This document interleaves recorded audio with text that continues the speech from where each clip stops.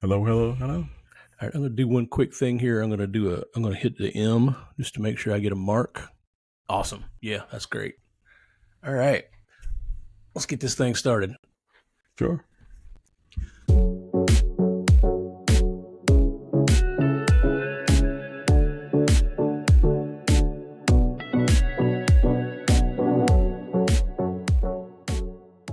So, welcome back to Care Tech and Tips with Bobby and Barry. How's it going today? We're here. We're here. Yeah. Back in Valentine's Day month. Yeah, we're not too far off on that. About another week and a half, roughly, as of recording time. Mm-hmm. Yeah. So, how's your mom? She's doing okay. She's actually been venturing out of late. So Really? She's had 2 outings in the last couple of weeks. And we had one little incident where she locked the door on our caretaker. So we had to figure that one out. But hey, other than that, if that's the only problem I have, I'll take it. Well, good. Well, that's all right. And when you're able to unlock it from here, weren't you? I was able to unlock the deadlock, but the bottom lock we can't do. So we have to figure out how to make that happen. So I'm probably going to be doing some engineering, or maybe I'll get my handyman of the family, my wife, to go ahead and take the tumbler off the door. We'll figure it out.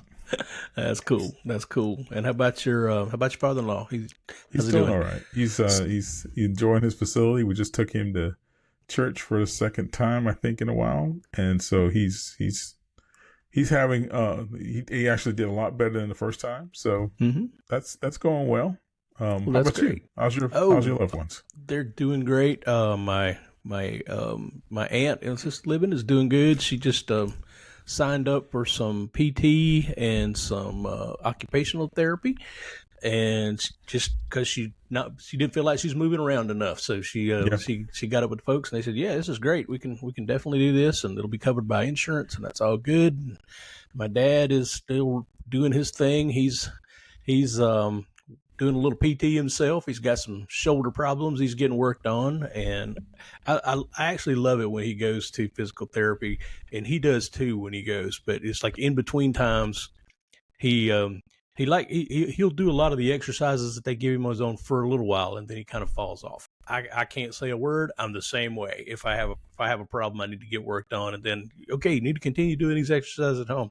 Yeah, I don't always do them either. So, but I think it's actually good for him to get some contact with some people he doesn't know or he doesn't see on a regular basis. So I think socialization is one of the things you can do for them that helps the most. Oh yeah, man. Big time. So we were before we were recording, we were talking a little bit about some things we wanted to talk about, and one of the things that came up was we were talking about your father-in-law, and you said that you ran into some technical things with him. So you want to talk to us about that? So we had a couple of I think it was a couple of episodes back. We talked about a new mode that you can set your iPhone into that makes it simpler for your loved ones to use it, and particularly useful for my father-in-law since he had a stroke, so his hands and motions and fine motor detection is not all that great. So we got him a phone and we put on Assistive Access, and that worked great. That's actually doing its job. But guess what? He's a popular guy. And so after a while, we got some people calling us saying that, well, they couldn't leave any more voicemail messages. And so we went off assistive mode and discovered that he had quite a bit of phone calls. So a number of voicemail messages, over 1,000 phone calls actually in the last couple of months. And guess what? You can't handle the voicemails if they're not in your contacts with assistive mode.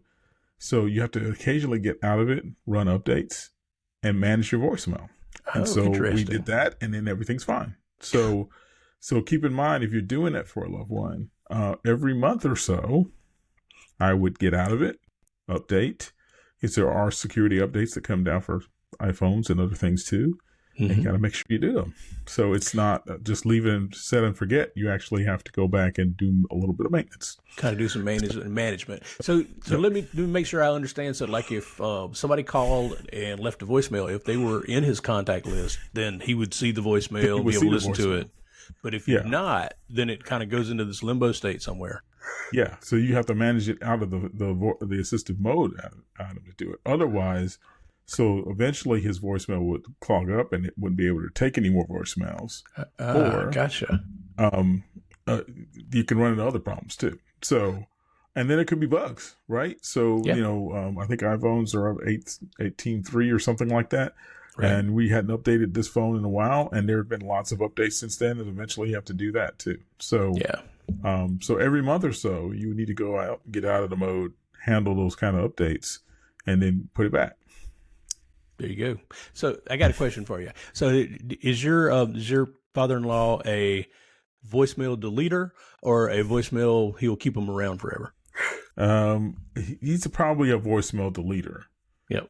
Because we noticed that he didn't have any voicemails for the people in his contacts. It was only the ones that were out of context. So he got a lot of spam calls. What about text messages? Does he delete his text messages or does he leave them around? He doesn't get that many text messages. But text messages aren't the issue because they don't stop other text messages from coming in. Voicemail. If you had about 40 voicemails that were outside of it, and so that filled up the voicemail quota, and it wouldn't take anymore. Wow. So, and I'm sure different caregivers have different voicemail limits.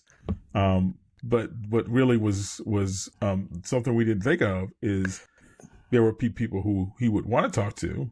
We need to add them to our contacts, but they would leave voicemail messages, and they wouldn't be able to see them. So, gotcha. So you have to add those people he wanted. So we added a few more people who called who should be calling. And then there were lots of people who he doesn't need to talk to. We just need to delete them. Yep. So, and or block them, If Apple's listening to our podcast, they need to put a feature in that says automatically delete messages after a certain amount. Yeah, that's a really good point. Good. The only reason I ask about that is my dad is a voicemail deleter and a text deleter. He will swipe left on those things so fast and get them out of there. And it made me think about it. I was talking to him today about something, and he asked me about a particular vendor that I had sent him a link for months ago, and I'm like, wow, I don't know where it's at. So I went and looked around in my stuff, and I have changed phones since the last time I did that and got rid of some of my old ones. Like, no, man, I don't have it. So let me go check on his phone. Maybe he still has it hidden back in my in the messages for me. And I saw that I didn't have anything in there. He didn't have anything for me since last week. So I'm like, he's deleting everything he gets whenever they come in. Yeah, so I'm a keeper. I use it as an archive. Oh yeah, me too. I go back. I've got stuff that goes back years on lots of people. So yeah, it's funny how I guess that's really kind of an older habit with older phones. You really didn't want to fill your voicemail up, especially like in his case, he was a business owner. He wanted to make sure all that was cleared out and that he could get more voicemails. So one of those things. So that extended to texting for him too when it came along.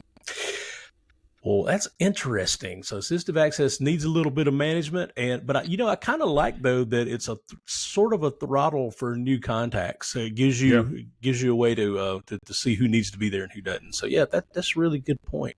I wish you could manage it from a web page, like you could log in but it doesn't let you do that. You have to be on the phone to manage the voicemail. That is interesting, for sure. So, gosh, let's see here. I got a funny story. It's a little sensitive, but I'm going to tell it anyway.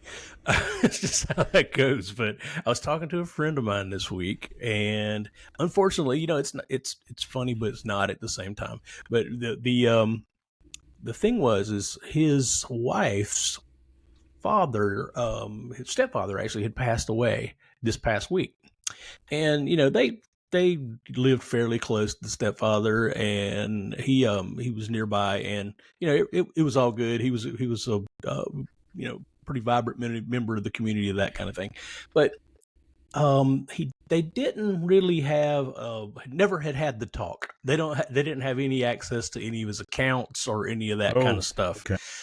This was I think it was kind of sudden that he passed away, but what they found out that they needed to do is they really needed to get into his accounts to try to find out what the state of his finances were, and they weren't sure how to do that. But they had access to his phone, and when I say had access to his phone, they had physical access to his phone, but they didn't have any credentials to get into the phone. Oh, And so, okay, what do you do? Well, I got to applaud them for ingenuity, and I think it's still ingenuity plus luck worked out for them. So it was a phone from several years back that still had Touch ID. So where it was an iPhone, but it didn't have Face ID, but it had the thumbprint identification on it. They were able to call the mortuary, go by with the mortuary with the phone, and be able to use her stepfather's thumb to get into the phone. Once they had access to the phone, I'm paraphrasing at this point because I don't know all of the details, but once they had it, I assume that they were able to go and do reset password things on a lot of accounts that he had, which would send a text message to the phone, which would give you a security code and to let you get back into the accounts. So it actually worked out for them. They were able to get into everything. To quote my friend, he said, found out his finances were a lot better than he thought, and it was all good. So they were able to get some things done. But it's a cautionary tale because I did a little looking, and I think he did too later on. He said, I don't believe they were really supposed to let me do that, but it was a Hail Mary and it worked. So I think legally that's probably not a thing that most places would do. So maybe if you knew the mortuary and they knew the folks running the place. But I thought that was super interesting. And it just kind of goes to show you, and a lot of people think, well, why am I worried about the security on my phone?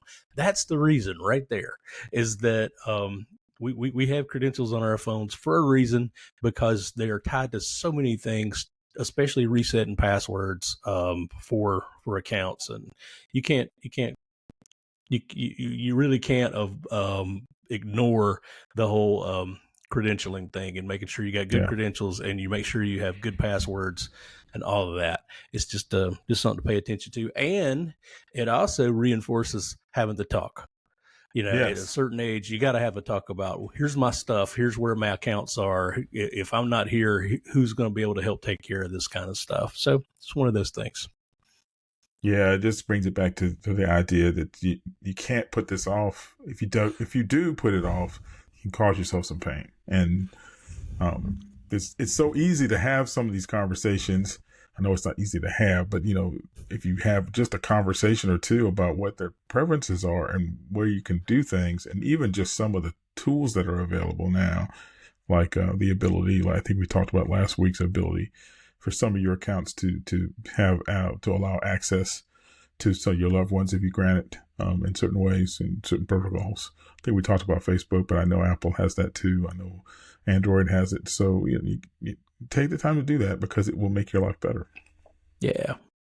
I think we ought to do a small bonus episode sometime about just doing that, like how to set that up, where to go for Apple, for Android, for Facebook, for any of those kinds of things. And we may put that one on the list for later on and absolutely get it out as a bonus episode sometime soon.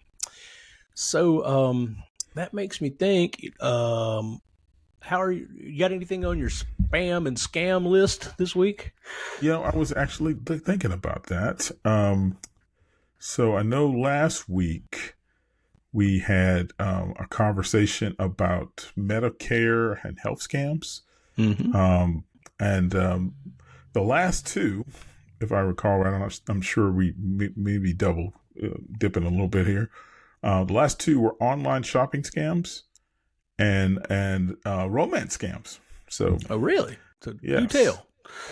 So the online shopping scams. That's fake websites and ads selling products that don't exist. Crediting or debiting card details and collecting credit card details. It says the elderly particularly fall for this kind of scam. One of the things to make sure you do as avoidance: only shop from trusted sites. Verify URLs. I think that is a common theme with all of these scams, is making sure the URL you're at.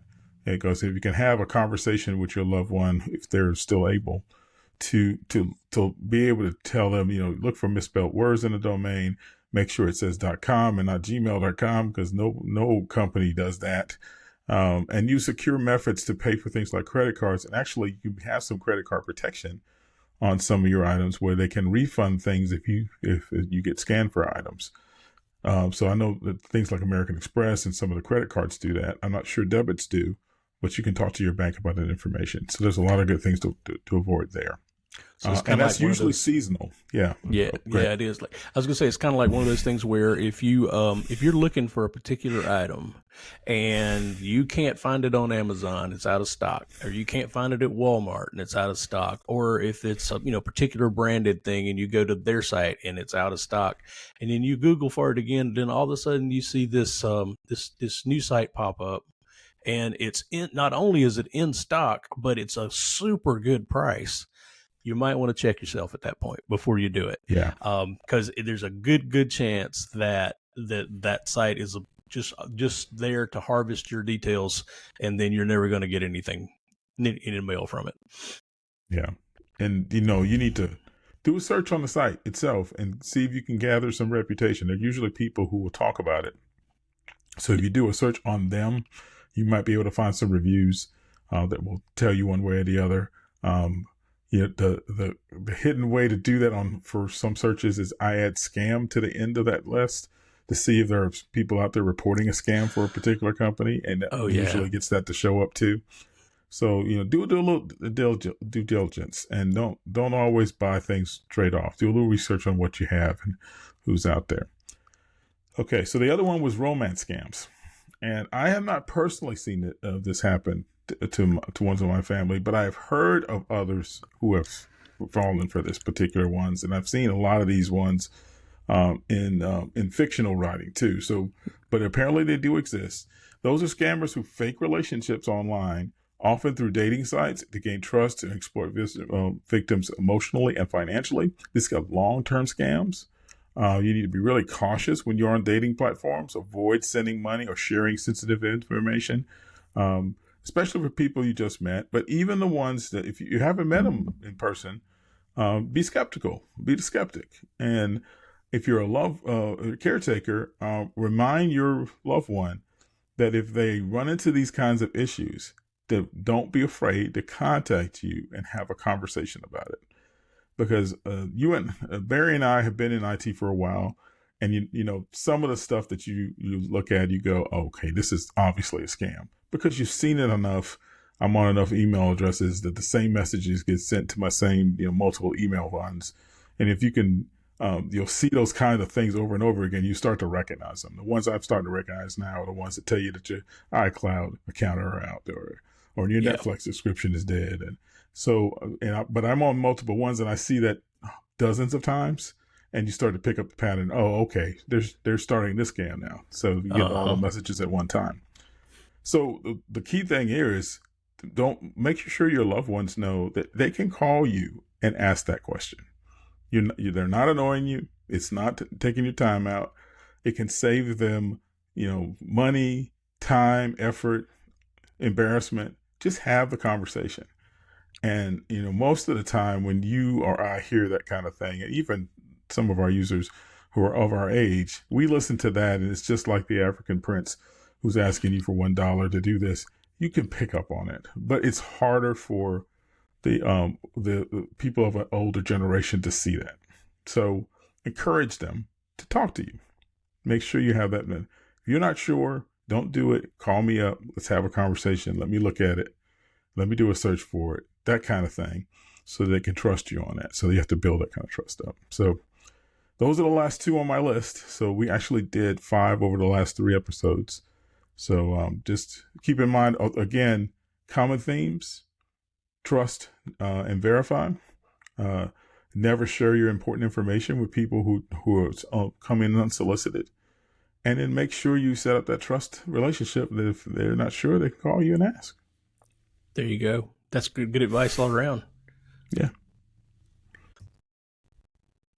And so that's one of the reasons why I think it's important to know those remedies, and so that you can, because a lot of the remedies are common to all these scams. Yeah. And so I think we'll have a couple more in our next episode where we'll end up, and we'll talk about a couple more types of scams.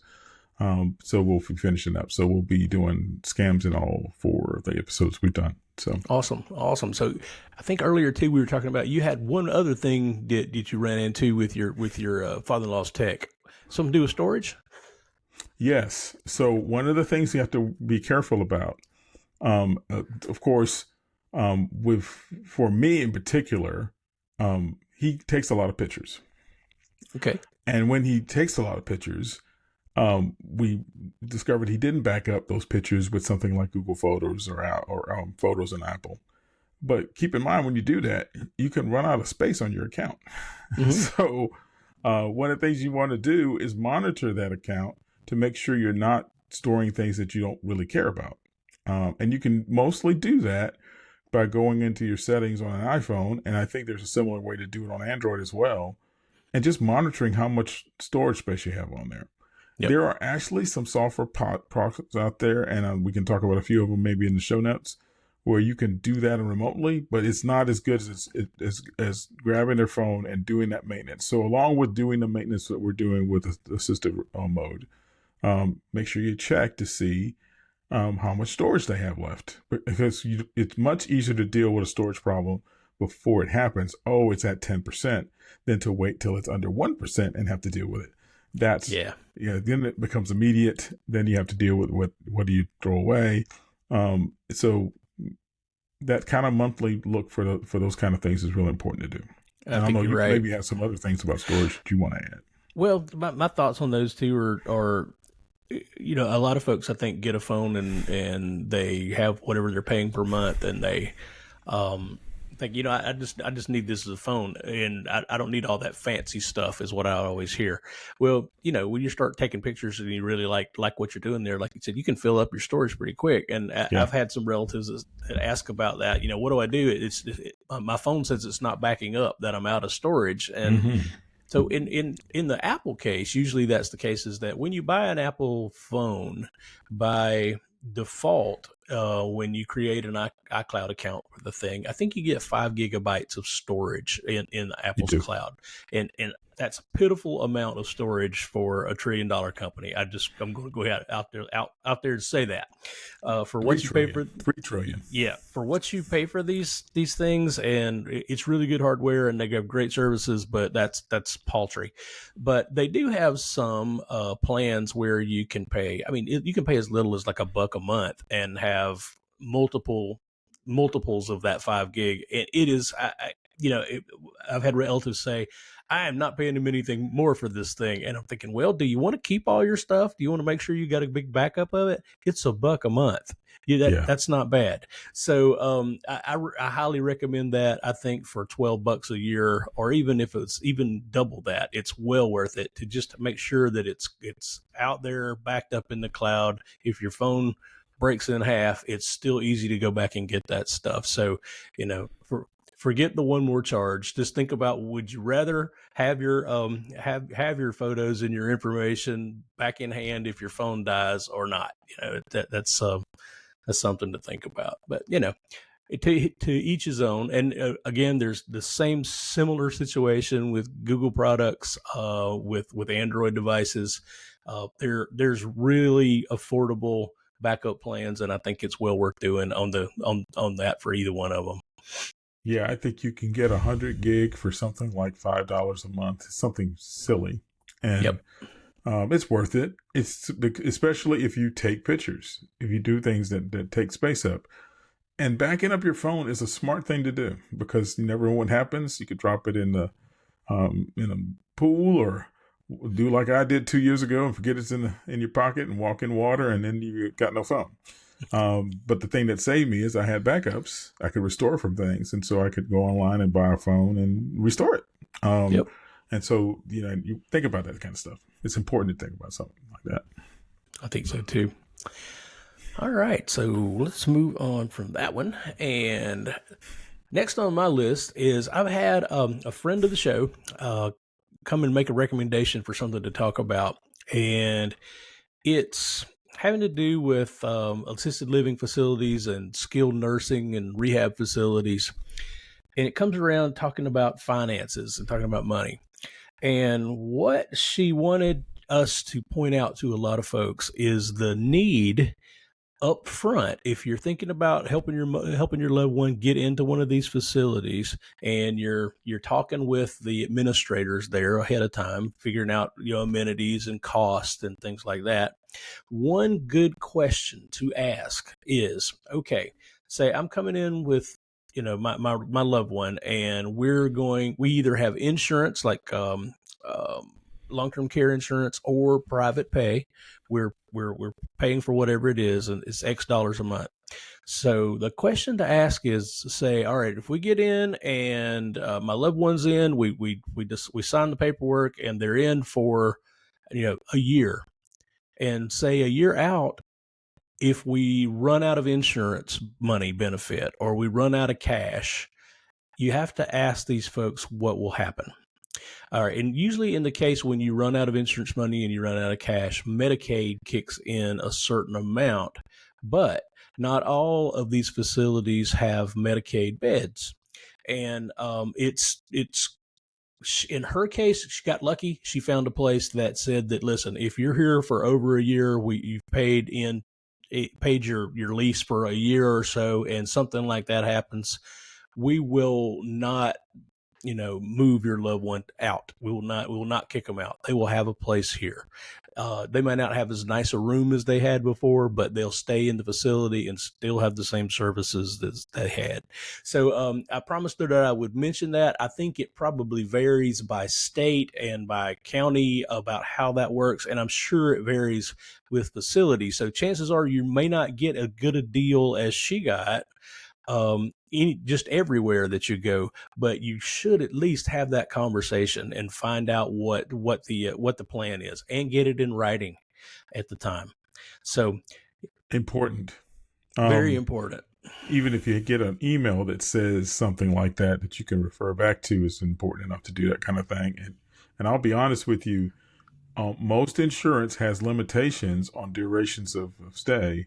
Some of them, even the military, will have durations of a certain length in which insurance will pay for. So that could be anywhere from 6 years to 3 years to 2 years. You need to read the fine print and make sure you're aware of those kind of limitations well before they happen. For sure. So it's well worth taking her advice and having that conversation up front, and and make plans accordingly. It's just one of those things, for sure.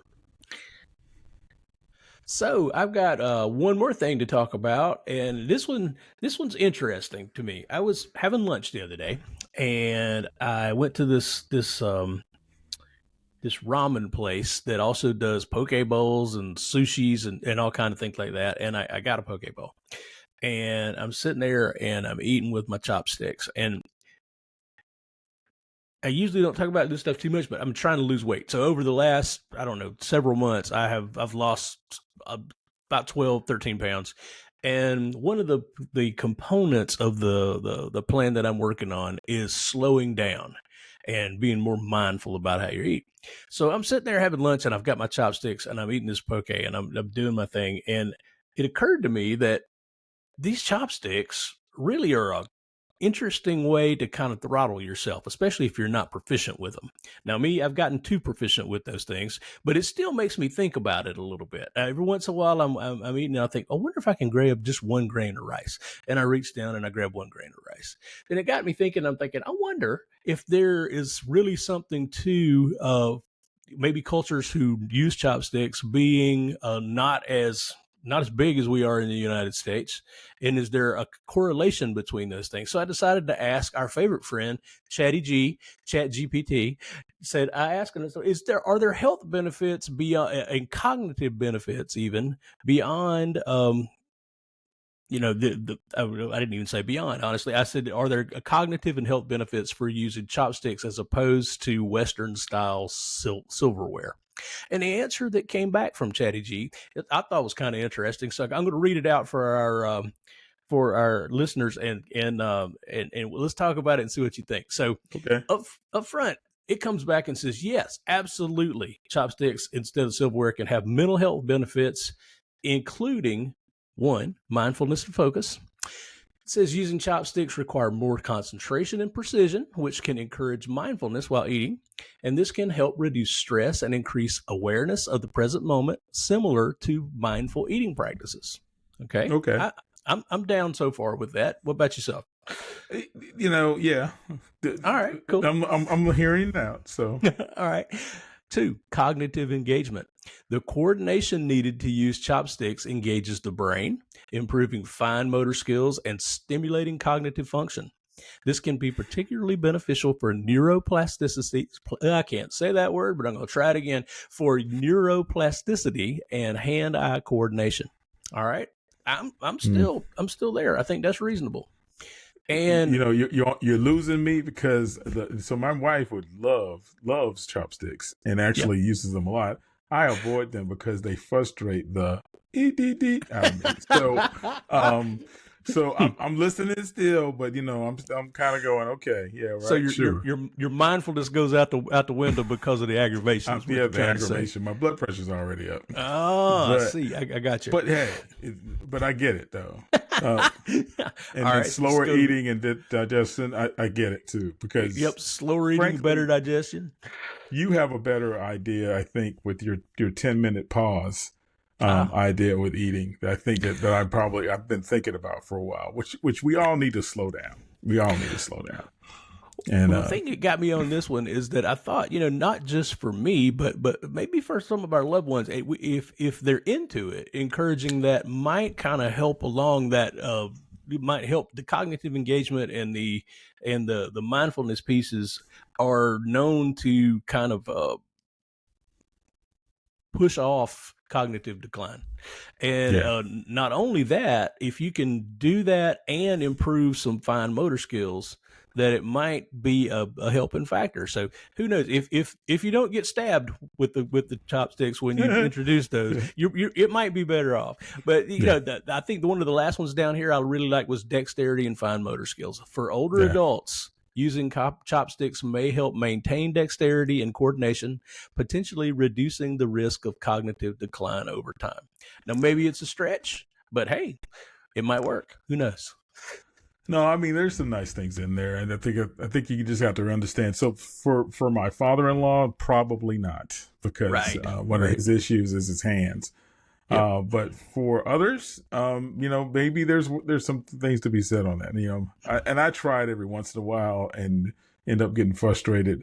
But I really think you should talk about your 10-minute pause, because I think that really, I've seen you do that, and I think that's really helping you with what you do. So tell them about that, Barry. All right. So I'm a retiree from my state's state employees retiree system, basically. Yeah. And every once in a while we get these emails about wellness sorts of things. And back in the summer we got one, my wife and I, for them introducing a health maintenance kind of a weight loss plan, and it was an app. And I'll go ahead and say it, even though they're not a sponsor, but I'll tell them anyway. It's one called Wonder. It's a WONDR. Yeah.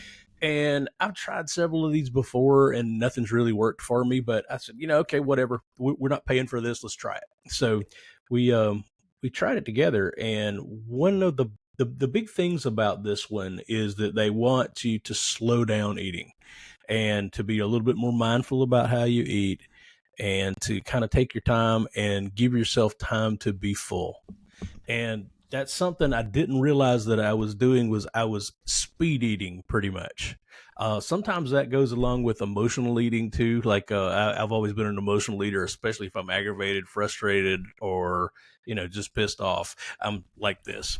So it focused a lot of those kinds of things. But the biggest thing that I think has actually worked for me is this 10-5-10 timer. It says basically what they'd like you to do when you start eating is set a timer for 10 minutes. Eat regularly for 10 minutes. At the end of 10 minutes, stop. Set a timer for 5 minutes and just chill. Have a conversation with your partner.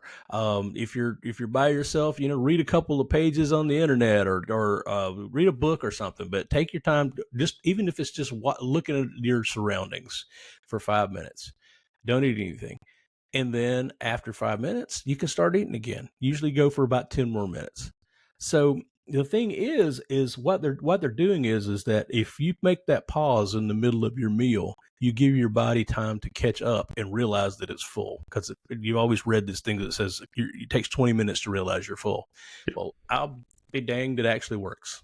So that I haven't written down a calorie, or taken and done a food journal or any of the things that a lot of these programs want you to do, and it's actually working. So who knows? I'm going to keep it up, keep going. I'm not that far from my goal, maybe 3 or 4 more pounds, and I'm be happy with it. So we'll see how it goes. But yeah, Yeah, if you're that listening to Diet Care and Tips. there you go. There you go. No, I think it's a really cool idea. I've been watching you do it, especially when you and I meet to over a meal, and I think it's a really cool idea. I'm actually thinking about incorporating it into my plan too. Cool. And to bring it back to a tech bent, the thing that I use for my timers is my Apple Watch. Of course. That's one of the biggest things I use for that Apple Watch for actually is reminders and timers. And so I've got it where it's really easy to just hit 10-minute timer. At the end of that one, stop it, start a 5-minute one, and it lets you know. So yeah, it's all good. All right. You got anything else? Not in particular. Of course, look, one of the things we want to do, we're going to get on our bent about community and growing a community. So if you like what you hear, please go ahead and hit like, write a review, subscribe, and join the community and help us. And then we also have an email address. Barry, you going to say it? Sure. It is at Care Tech and Tips. That's CareTechAndTips @gmail.com. And if you send it to that email address, we'll read it and we'll may incorporate it in a future show. So why not? All right. We hope to hear from you soon. But till then, we'll see you next time on Care Tech and Tips. Yeah. Hope everybody has a great time. There we go. Take care, y'all.